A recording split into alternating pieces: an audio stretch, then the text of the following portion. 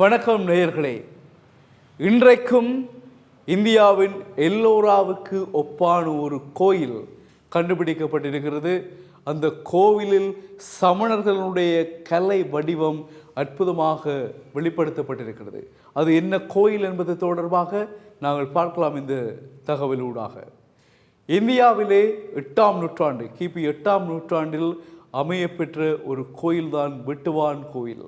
இந்த வெட்டுவான் கோவில் என்பது எல்லோராவுக்கு ஒப்பானதாக சொல்லப்படுகிறது. இது பண்டைய மன்னர்களில் நான் நினைக்கின்றேன் மாரஞ்சடையன், பாண்டிய மன்னர் வழிவந்த மாரஞ்சடைய மன்னனால் 8ஆம் நூற்றாண்டில் கட்டப்பட்டது. ஆனால் அது முற்றுப்பெறவில்லை.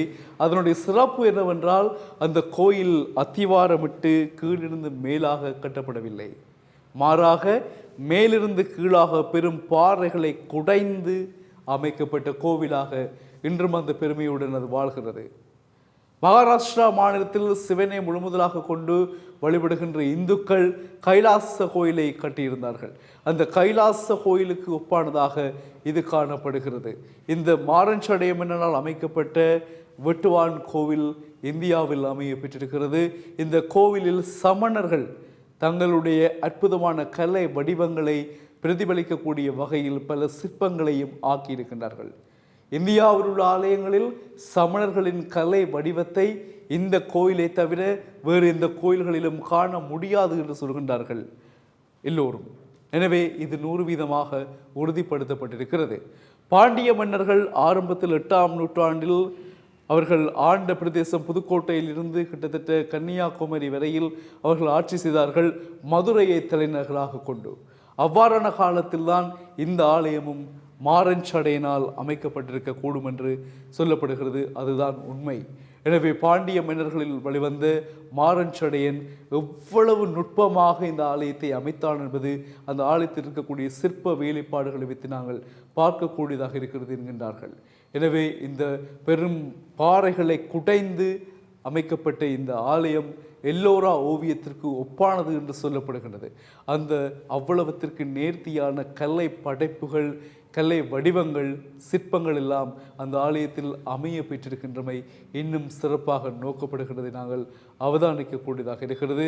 எனவே கிபி 8ஆம் நூற்றாண்டில் அமைய பெற்ற இந்த ஆலயத்தினுடைய தொன்மை சார்ந்த விடயங்கள் தமிழக அரசினுடைய தொல்லியல் துறையில் இன்றும் பாதுகாப்பாக வைக்கப்பட்டிருக்கிறது. இன்னும் சிறப்பான விடயமாக பார்க்கப்படுகிறது. எனவே தமிழக அரசினுடைய தொல்லியல் துறையினால் இவை பேணி பராமரித்து பாதுகாக்கப்பட்டு வருவது இன்னும் எத்தனை ஆண்டுகளுக்கு சந்ததிகளுக்கு அவை கடத்தப்படும் என்பதற்கு ஆதாரமாக அமைகிறது. எனவே இவ்வாறான சந்தர்ப்பங்கள், இவ்வாறான விடயங்கள் எங்கள் யாழ் மண்ணிலும் இருக்கின்றன. எங்களுடைய மதம் சார்ந்த, இனம் சார்ந்த தொல்லியல் சின்னங்கள் எங்களிடம் இருக்கின்றன. ஆனால் துரதிர்ஷ்டவசமாக நாங்கள் அவற்றை பராமரிக்காமலும் ஆவணப்படுத்தாமலும் விட்டுவிட்டோம். அதனால்தான் இன்று எங்களை விஞ்சி நாங்கள் தான் இங்கே முதலில் வந்தோம், எங்களிடம் தான் எல்லாம் இருக்கிறது என்று சொல்வதற்கு காரணம் அவர்கள் இப்பொழுது சேர்த்து வைத்த ஆவணங்களும் இப்பொழுது கண்டுபிடிக்கப்பட்டவையும் தான் இருக்கின்றனவே தவிர எங்களிடம் உள்ளவற்றை நாங்கள் சரியாக பேணி பாதுகாத்திருந்தால், ஆவணப்படுத்தி இருந்தால் தூக்கி காட்டியிருக்கலாம், கூட்டிக் கொண்டு வந்து காட்டியிருக்கலாம். இங்கே பாருங்கள், இவையெல்லாம் அந்த நூற்றாண்டில் எம்மவர்களுடையது என்று. ஆனால் நாங்கள் அந்த மாபெரும் வரலாற்று பிழையை செய்துவிட்டோம். இனியாவது எங்களுடைய இனம் சார்ந்த, மதம் சார்ந்த விடயங்களை ஆவணப்படுத்துவோம், பாதுகாப்போம், அதை எங்களுடைய சந்ததிகளுக்கு சொல்லிக் கொடுப்போம், எங்களுடைய பிள்ளைகளுக்கு நாங்கள் அவற்றை சொல்லி வளர்ப்போம். அப்பொழுதுதான் எங்களுடைய இனம், மதம் உயிர்ப்புடன் வாழும். இன்னும் பல ஆண்டுகளுக்கு இல்லது இப்பொழுது போகின்ற மாத நிலைமையில் சென்றால் இந்த சந்ததியோடு எங்கள் இனம் சார்ந்த, மதம் சார்ந்த விடயங்கள் காணாமல் போகலாம். இது ஆபத்தானது. சிந்திப்போம், செயற்படுவோம். வணக்கம் நேயர்களே.